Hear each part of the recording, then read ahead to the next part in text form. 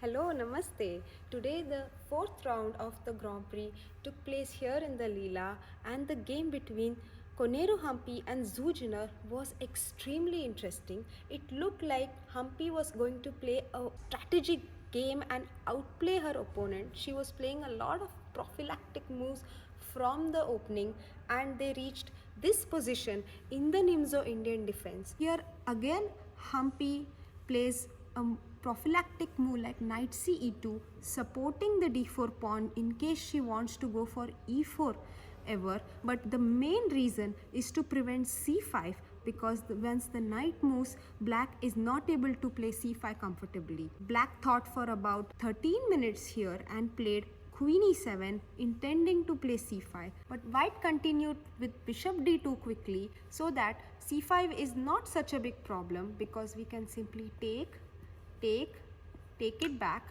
and when black takes it with the bishop, d5 pawn remains isolated, and we also get to move our knight to d4 and place it on a centralized square, safeguarding e3 as well. So this was Humpy's idea. Up to here, it looked like everything was going according to Humpy's plan, and she was playing a strategic and prophylactic game, stopping black's ideas. But here, Zhu Jiner took about 11 minutes, anticipating white's next sequence of moves, making a very beautiful counter plan against white's ideas. Let's have a look at what black continued. So black played knight g6 here, a natural looking move. White continued with knight g3, intending knight to f5. Black took on f4. White took back with the pawn. Black played queen to d7, intending bishop f8 for the move knight f5, which is what happened in the game. Here, white had already decided to play g4 perhaps, and that's what she played. But this is the main mistake in the game, because g4 weakens the diagonal, and black replied with g6. Knight has to go back to g3, and here we have the move of the game and the move of the round. Black went for the move knight to e4, an excellent shot, knight in the center.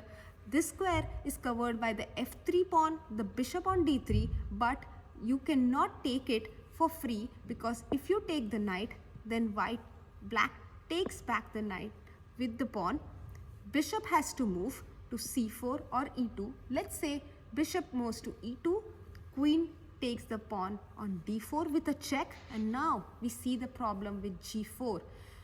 If the king moves to h1, we have e3, discovered attack on the king, and we simply pick up the d2 bishop after bishop f3, e into d2, and black is winning. Also, if white takes the knight, we take back, bishop moves, queen takes the pawn, and now if white plays rook to f2, blocking the check, this also doesn't work because of the move e3, and we attack the rook. And now if the rook moves, it's even worse, because we take the bishop with a discovered check, and the white king is still under a lot of problems. This is the reason why knight e4 is such a brilliant move, because you cannot take it with the pawn unless you are ready to damage your king even further. Now what happens if white simply goes back with the bishop, saving the bishop and not taking the knight? Well, white is now threatening to take the knight. We take back with the pawn, bishop moves, queen gives a check, and bishop covers the check with bishop f2. Thus white will be a piece up. So black moves the knight to d6, and now we see the point of the whole maneuver. The knight on f6, which was doing nothing a couple of moves ago, is suddenly super ready to jump to c4 and target the hole at e3. This is what happened in the game. Black knight went to c4 after rook c1. Black simply sacrificed the d pawn. After bishop c4, pawn takes, queen takes, because black has bishop g7 and enough resources to play against the white king and white's pawn weaknesses. Once again, it was possible to perhaps defend a little better with rook d1, but here Humpy made the second blunder of the game with bishop c3, and after rook e3, her position completely collapsed, because she is now losing the f3 pawn as well.